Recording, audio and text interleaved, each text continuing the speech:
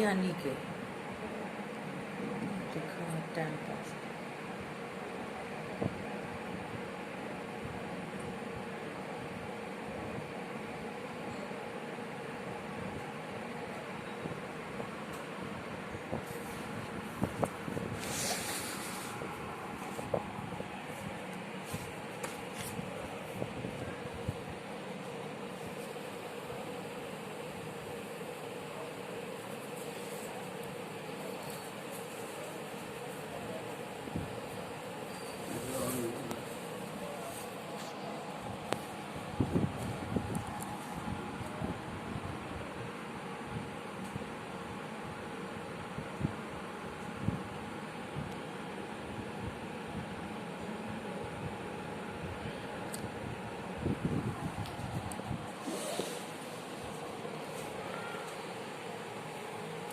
ये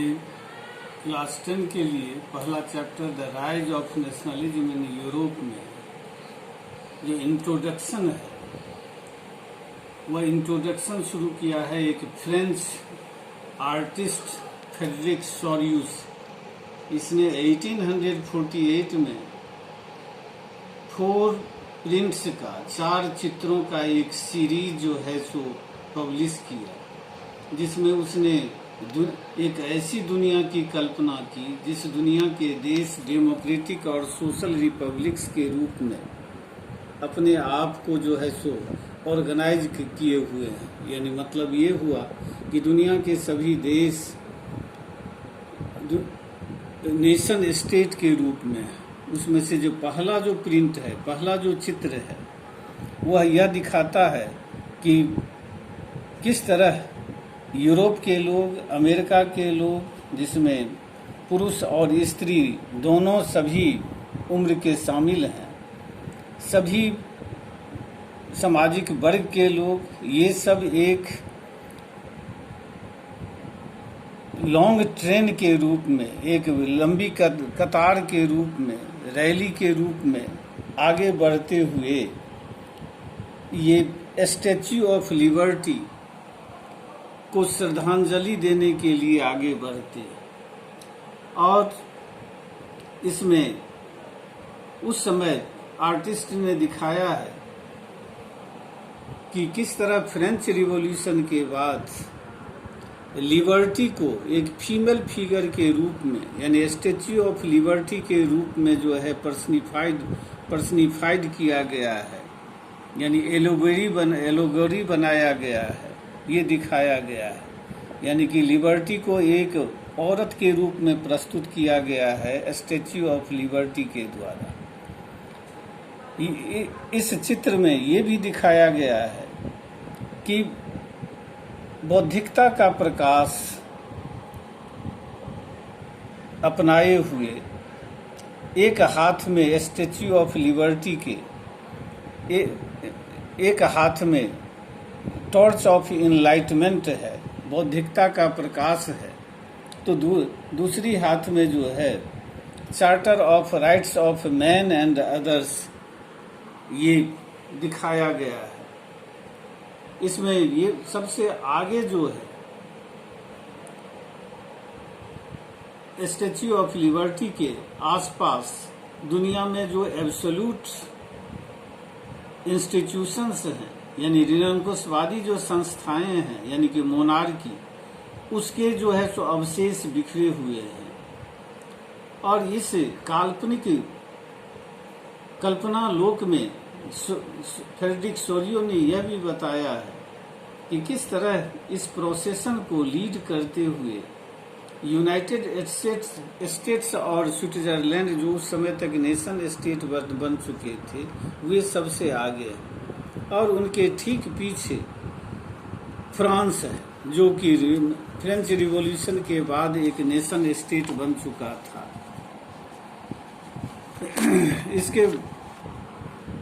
इसके बाद ये सभी नेशन अपने अपने नेशनल फ्लैग से जो है सो जाने जाते हैं, इन सभी देशों के लोग। और इसके पीछे, फ्रांस के पीछे जर्मनी है, जो एक काले और रेड तथा सुनहरे रंग के ट्राई कलर लिए हुए जिसके लोग जो है सो चौथे स्थान पर है।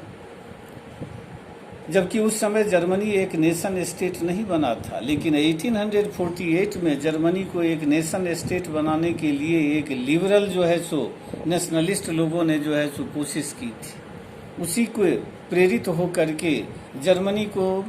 फ्रेडरिक सोल्यू ने चौथे स्थान पर रखा है। उसके पीछे बहुत सारे और देश के लोग हैं, जैसे ऑस्ट्रिया के पीपल, 2 सिसिली जो इटली में आजकल शामिल है, 2 सिसिली के जो है सो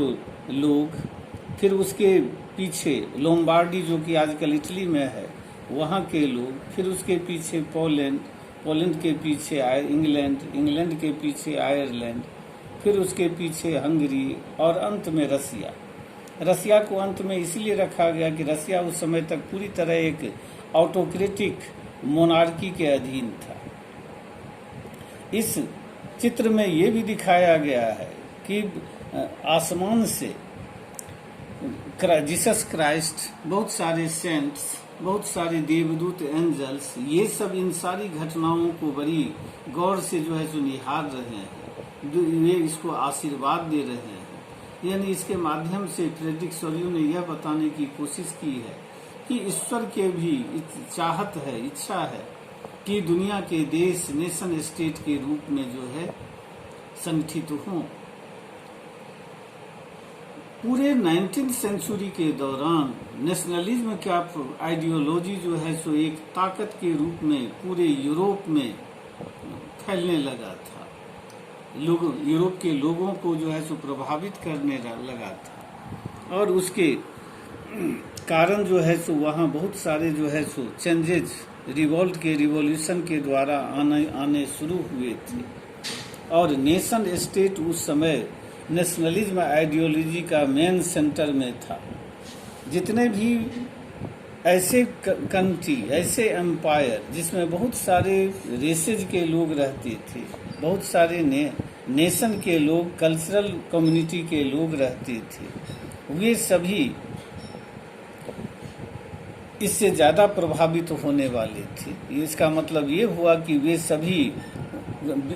रिवॉल्यूशन के द्वारा, रिवॉल्ट के द्वारा वह बिखर जाने वाले थे, और अलग अलग कल्चरल कम्युनिटी के लोग अलग अलग नेशन बनाना चाहते थे। ये मॉडर्न स्टेट का कॉन्सेप्ट यहीं से शुरू हुआ, और इसको एक माना गया कि नेशन स्टेट वह है जिसमें सोवरेंटी जो है सो लोगों के पास होना चाहिए, एक डिफाइंड टेरिटरी के अंतर्गत लोगों को रहना चाहिए। और इस तरह नेशन स्टेट जिसमें मेजॉरिटी ऑफ सिटीजन और रूलर जो वहाँ के थे, वे सभी मिल करके एक sense of common identity and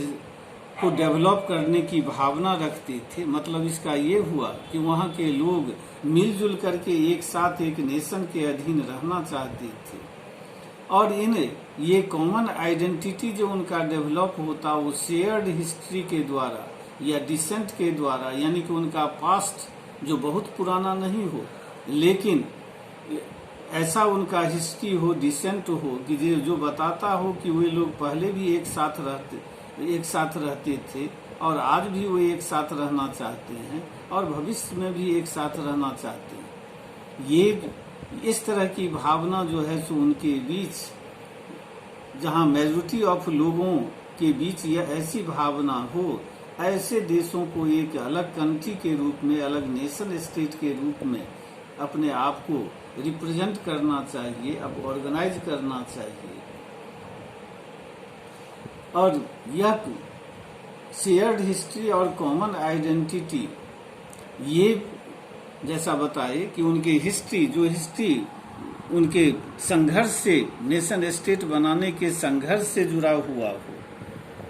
उनके लिए, और ये स्ट्रगल जो है सो उनके लीडर की वीर गाथाओं की कहानियों से भरा हुआ हो, और जिस स्ट्रगल में वहाँ के सभी लोगों ने भाग लिया हो, ऐसे देश को ही नेशन स्टेट के रूप में जो है सो प्रस्तुत बनाने की जो है सो कोशिश यूरोप के लोगों के द्वारा 19th सेंचुरी में जो है सो शुरू हुई, और इसी का नतीजा था कि इटली, जर्मनी ऐसे देश, ब्रिटेन ऐसे देश,